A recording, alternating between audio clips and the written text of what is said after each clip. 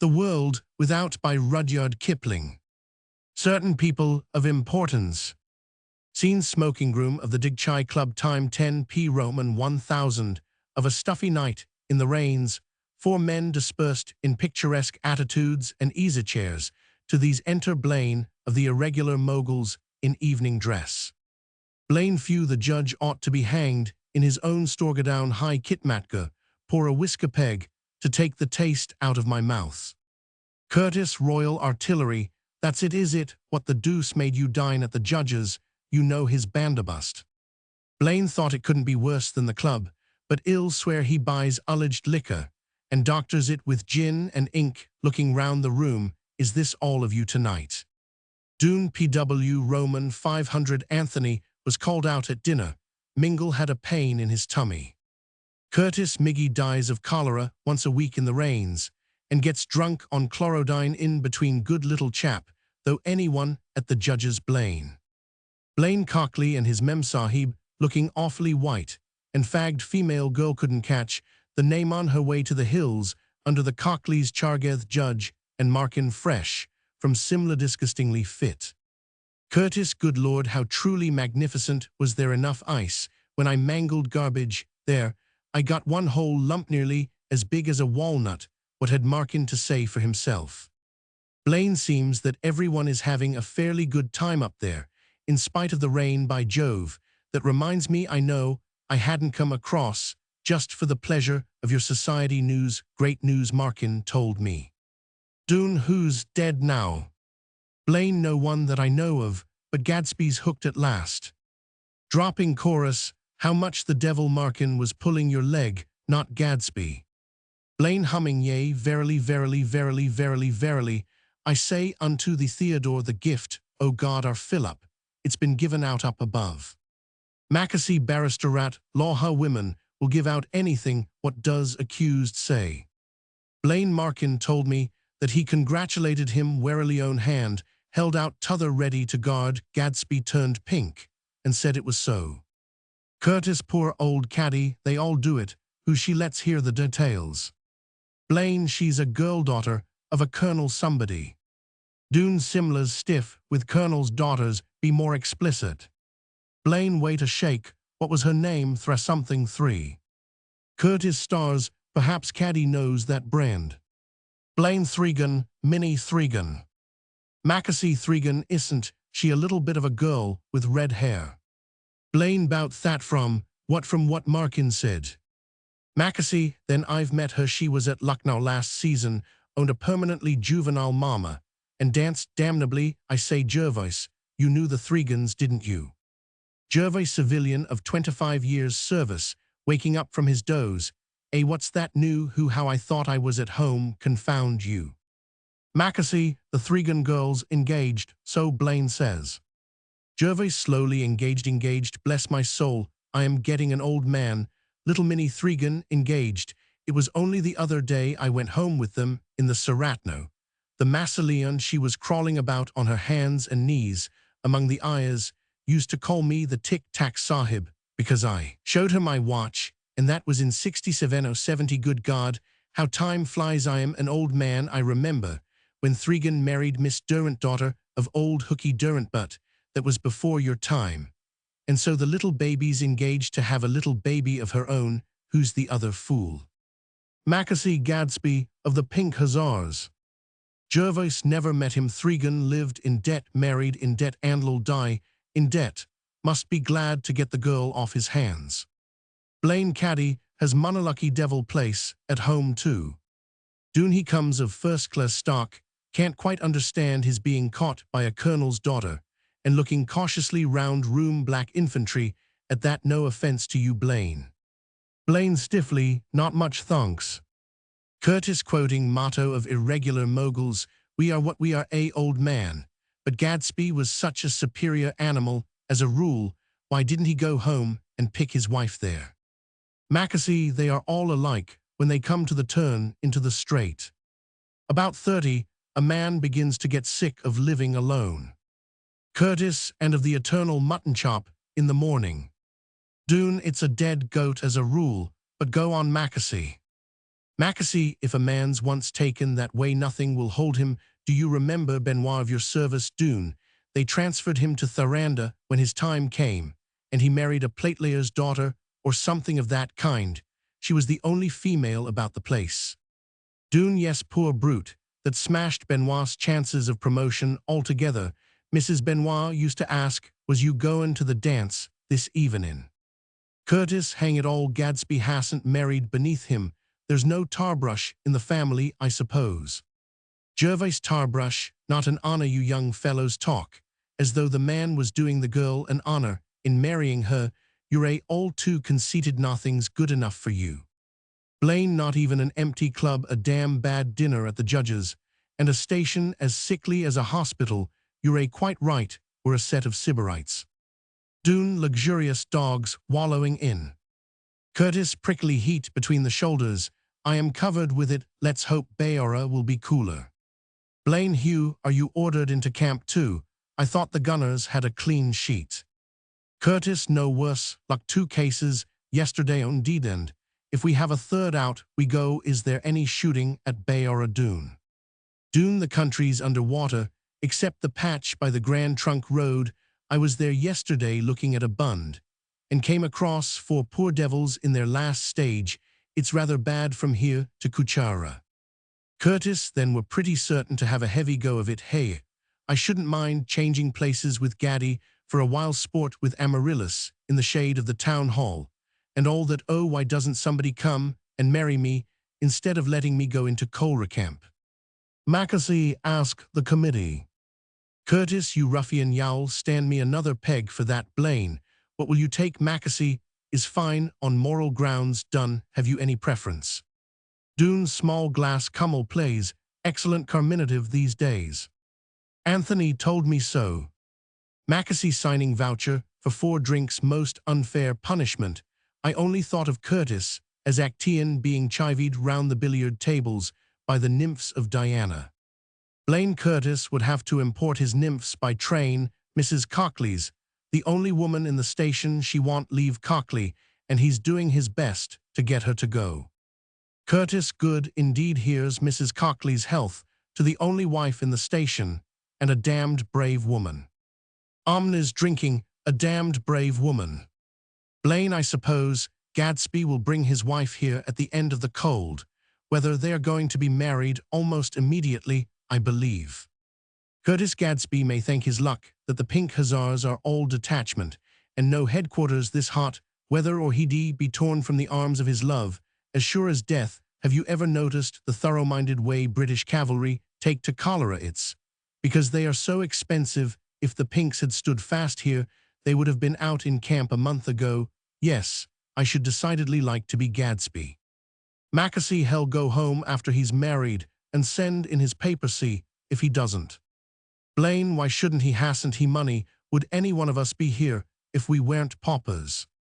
Dune, poor old pauper, what has become of the 600 you rooked from our table last month?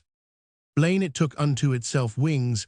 I think an enterprising tradesman got some of it, and a schroff gobbled the restore, else I spent it. Curtis, Gadsby never had dealings with a schroff in his life. Dune, virtuous Gadsby, if I had 3,000 a month paid from England, I don't think I'd deal with a schroff either. Macassey, yawning, oh, it's a sweet life. I wonder whether matrimony would make it sweeter. Curtis, asked Cockley, with his wife dying by inches. Blaine, go home and get a fool of a girl to come out Tohat. Is it Thackeray says the splendid palace of an Indian proconsul? Dune, which reminds me, my quarters leak like a sieve. I had fever last night from sleeping in a swamp, and the worst of it is one can't do anything to a roof till the rains are over. Curtis, what's wrong with you? You haven't 80 rotting Tommies to take into a running stream.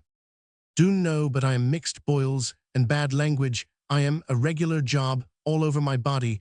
It's sheer poverty of blood, and I don't see any chance of getting richer either way. Blaine, can't you take leave?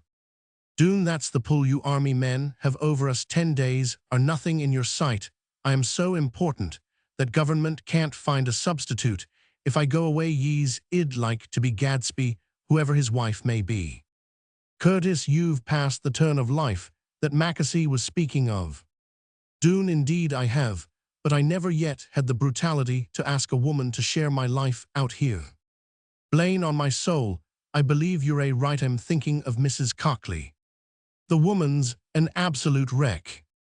Dune, exactly, because she stays down here. The only way to keep her fit would be to send her to the hills for 8 months, and the same with any woman, I fancy. I see myself taking a wife on those terms. Mackesy with the rupee at 1 and 6 pence. The little Dunes would be little Deborah Dunes with a fine Mussoorie chich to bring home for the holidays. Curtis, and a pair of beautiful samberhorns for Dune to wear free of expense, presented by Dune. Yes, it's an enchanting prospect. By the way, the rupee hasn't done falling, yet the time will come when we shall think ourselves lucky if we only lose half our pay. Curtis, surely a third's loss enough. Who gains by the arrangement? That's what I want to know. Blaine, the silver question. I am going to bed. If you begin squabbling, thank goodness, here's Anthony looking like a ghost. Enter Anthony, Indian medical staff, very white and tired.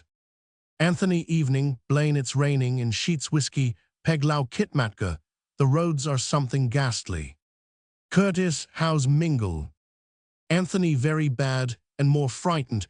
I handed him over to Fewton. Mingle might just as well have called him in the first place, instead of bothering me. Blaine, he's a nervous little chap. What has he got this time? Anthony, can't quite say. A very bad tummy and a blue funk. So far he asked me at once if it was cholera, and I told him not to be a fool. That soothed him. Curtis, poor devil, the funk does half the business in a man of that build. Anthony, lighting a cheroot. I firmly believe the funk will kill him if he stays down. You know the amount of trouble he's been giving Fewton for the last 3 weeks. He's doing his very best to frighten himself into the grave. General chorus, poor little devil, why doesn't he get away? Anthony, can't. He has his leave all right, but he's so dipped he can't take it, and I don't think his name on paper would raise 4 honors. That's in confidence, though. Mackesy, all the station knows it. Anthony, I suppose I shall have to die here, he said, squirming all across the bed. He's quite made up his mind to kingdom come, and I know he has nothing more than a wet-weather tummy if he could only keep a hand on himself. Blaine, that's bad, that's very bad. Poor little Miggy, good little chap too, I say. Anthony, what do you say? Blaine, well, look here anyhow, if it's like thotters you say, I say 50. Curtis, I say 50. Mackesy, I go 20 better. Dune, bloated creases of the bar, I say 50. Gervais, what do you say? Hi, wake up. Gervais, what's that, what's that? Curtis, we want 100 rupees from you. You're a bachelor, drawing a gigantic income, and there's a man in a hole. Gervais, what man? Anyone dead? Blaine, no, but hell die if you don't give the 100. Here's a peg voucher, you can see what we've signed for, and Anthony's man will come round tomorrow to collect it, so there will be no trouble.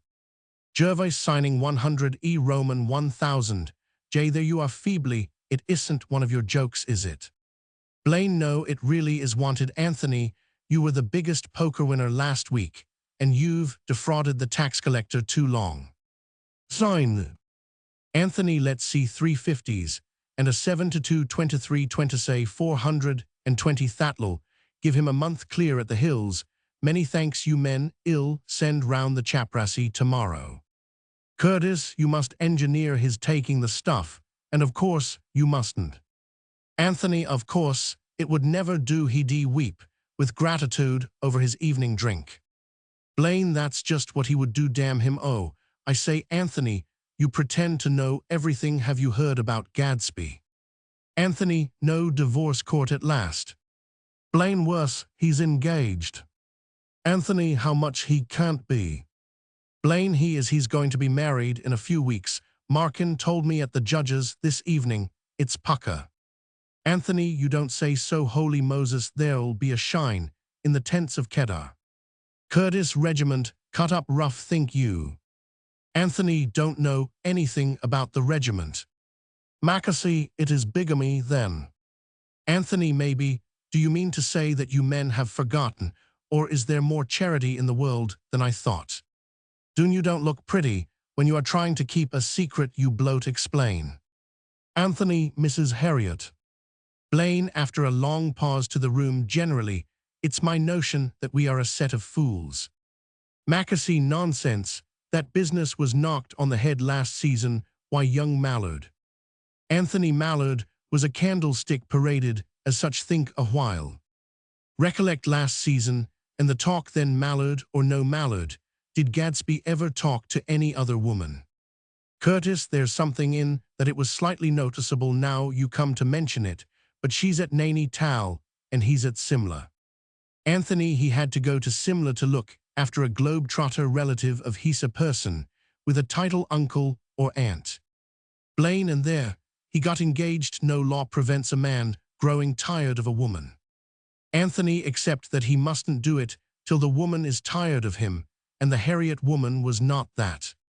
Curtis, she may be now 2 months of Naini Tal works wonders. Dune, curious thing how some women carry a fate with them. There was a Mrs. DG in the central provinces, whose men invariably fell away and got married. It became a regular proverb with us when I was down there. I remember 3 men desperately devoted to her, and they all one after another took wives. Curtis, that's odd now. I should have thought that Mrs. DG's influence would have led them to take other men's wives. It ought to have made them afraid of the judgment of Providence. Anthony, Mrs. Harriet will make Gadsby afraid of something more than the judgment of Providence, I fancy. Blaine, supposing things are as you say, hell be a fool to face her. Hell sit tight at Simlo. Anthony shouldn't be a bit surprised if he went off to Naini to explain. He's an unaccountable sort of man, and she's likely to be a more than unaccountable woman. Dune, what makes you take her character away so confidently?